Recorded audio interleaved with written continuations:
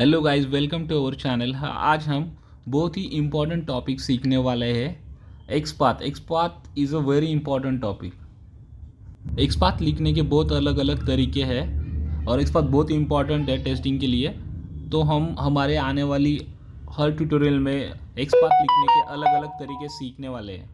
पहले तो मैं आपको बताता हूँ कि एक्सपाथ एक लोकेटर का ही टाइप है, लेकिन एक्सपाथ बहुत ही पावरफुल टाइप का लोकेटर है जिसे आप यूज़ कर सकते हो।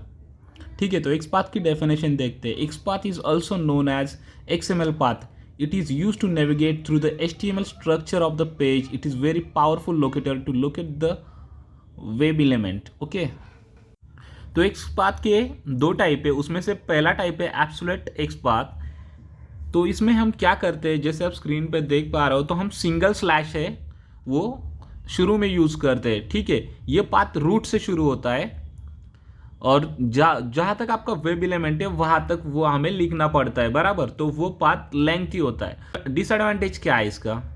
तो इसका डिसएडवांटेज ये है कि अगर वेब पेज बड़ा है, उसमें अगर कभी चेंजेस हो जाते हैं, बराबर, तो आपका एलिमेंट जहाँ तक है वहाँ तक आपने पूरा एक्सपाथ लिखा है, तो एलिमेंट अगर वेब पेज के एलिमेंट में थोड़ा भी चेंज होता है उसके आगे, तो वो जो है आपका एब्सोल्यूट एक्सपाथ फेल हो जाएगा अगली बार, और आपका जो एक्सपाथ है वर्क नहीं करेगा सिंपली।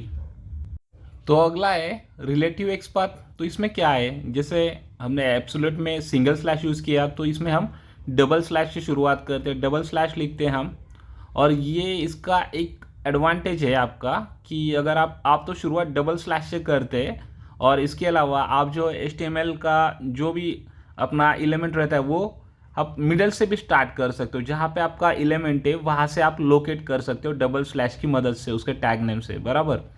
डबल स्लैश और उसके टैग नेम से हम शुरू करते हैं। ठीक है, तो उसका सिंटैक्स हम देखने वाले हैं आगे। तो डबल स्लैश से हमारा रिलेटिव एक्सपाथ शुरू होता है।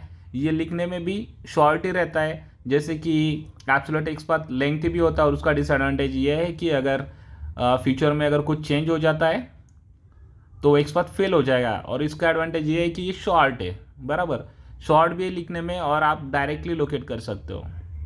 बहुत से इंटरव्यू में क्वेश्चन किया जाता है कि एब्सोल्यूट एक्सपाथ और रिलेटिव एक्सपाथ में हमें डिफरेंस बताइए। तो आपको पहले तो पहला पॉइंट बताइए कि ये एब्सोल्यूट एक्सपाथ जो है वो रूट से शुरू होता है और रिलेटिव एक्सपाथ जो है हम मिडल से शुरू कर सकते हैं। ठीक है, और दूसरी बात ये बोलनी है कि हम एब्सोल्यूट एक्सपाथ में सिंगल स्लैश यूज़ करते हैं और रिलेटिव एक्सपाथ में हम डबल स्लैश यूज़ कर सकते हैं। और एब्सोल्यूट एक्सपाथ का डिसएडवांटेज ये है कि ये तो लिखना बहुत लेंथी होता है, और रिलेटिव एक्सपाथ का एडवांटेज ये है कि ये लिखने में एकदम शॉर्ट होता है।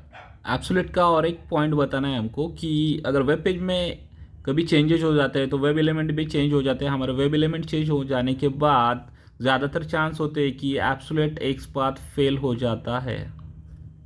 तो चलो गाइस, जल्दी से फटाफट सब्सक्राइब बटन पे दबाओ, लाइक शेयर करो। हम हमारे अगले ट्यूटोरियल में मिलेंगे। Till then bye.